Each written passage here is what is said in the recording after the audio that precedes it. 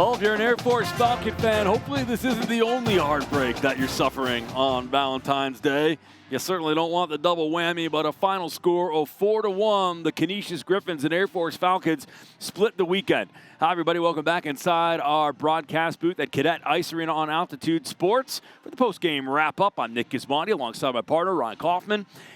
Listen, not the way you wanted it to go, but you had a feeling the way that game went yesterday that Canisius was going to come out full throttle. They did and controlled it for most of the way. Yeah, they really did. And like Billy Zane in Titanic, a real man makes his own luck. And I think that's what Canisius did tonight.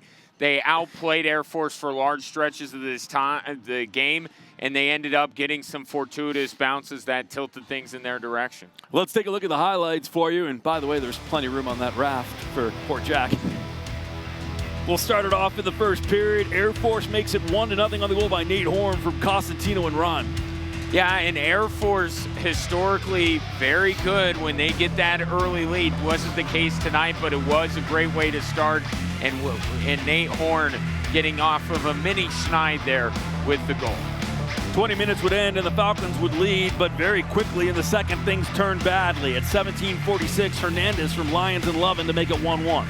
Yeah, and Canisius did this last night. They answered back almost immediately after going down 1-0. That was just a goal scorer's goal there from Hernandez. Nothing Park could do. Tough bounce 30 seconds later at 17:16. Keaton Mastrodonato from Jackson Decker on a weird bounce in front. Right, and that's what I'm talking about with the luck there. Park had the near post protected well. It was his own teammate that ultimately guided it in. That would be the eventual game winner, and then this at 3:08 in the third from Grant Lovin to make it 3-1. Yeah, that was the dagger, right? That 2-goal lead late in that one again. Park, I thought he played very well tonight. Just some things didn't go his way, and that was another example of it. Ultimately finished off the Falcons. Frank Serratore would pull the goaltender, and Keaton Mastrodonato would add an empty netter at 2:52, and that would make it a 4-1 final. A look at the stats. Everything pretty much even throughout this. 29 and 25, the shots on goal. Nothing to show on an even amount of penalties called.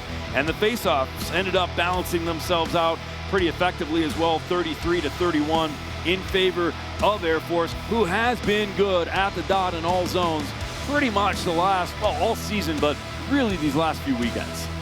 Yeah, they absolutely have been. And look, tonight was tighter. It was closer than a 4-1 score. People are going to say, wow, Canisius beat Air Force pretty good. That's not the case. This one was tight the whole way through.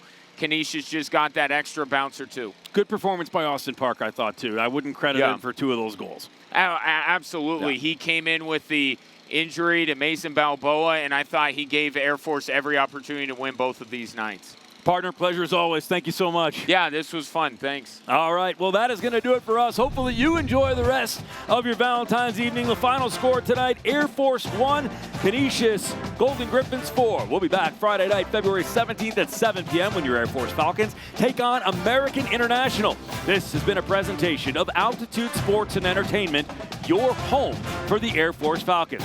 From myself, Nick Gismondi, my partner Ryan Kaufman, and our entire incredible crew, we thank you so much for joining us, and we'll see you all season long, or at least one more time on Altitude Sports. Good night, everybody. Thanks for watching.